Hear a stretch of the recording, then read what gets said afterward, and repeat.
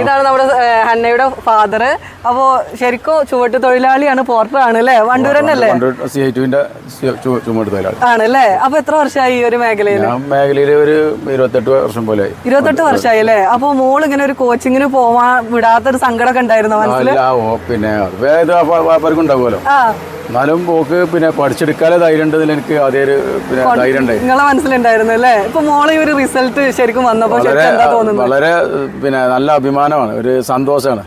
ഏതൊരു അപ്പാക്കും പിന്നെ ഉണ്ടാകണ ഒരു പിന്നെ എല്ലാരും കോച്ചിങ്ങിനൊന്നും വിടാതല്ലേ സ്വന്തം കഴിവുകൊണ്ട് വലിയൊരു അംഗീകാരമാണ്. വലിയൊരു അംഗീകാരം. കാരണം അവൾക്ക് വേണ്ടിട്ട് ഒരു സ്പെഷ്യൽ ആയിട്ട് ഒരു പൈസ ചെലവാക്കിയിട്ടൊന്നുമില്ലേ? ഇതിനായിട്ട് കാര്യമായിട്ടില്ല. എന്നാലും പോലെ പറയണ എന്താ വെച്ചാൽ ഒന്നും ഒരു കമ്മി നമ്മൾ വരുത്തില്ല. പഠിക്കാൻ താല്പര്യമുള്ള ഒരുപാട് കുട്ടികളുണ്ട്. കാരണം അവർക്കൊന്നും കോച്ചിങ്ങിന് പോവാൻ പൈസ അല്ല, എന്താണ് ചെയ്യേണ്ടത്? കാരണം മൊബൈൽ ഫോൺ എല്ലാവരുടെ കയ്യിലും ഉണ്ട്, പക്ഷെ അത് വേണ്ട രൂപത്തിൽ ഉപയോഗിച്ചപ്പോഴാണ് ഹന്നക്ക് ഇത്രയും വലിയ റിസൾട്ട് ഉണ്ടാക്കാൻ പറ്റിയത്.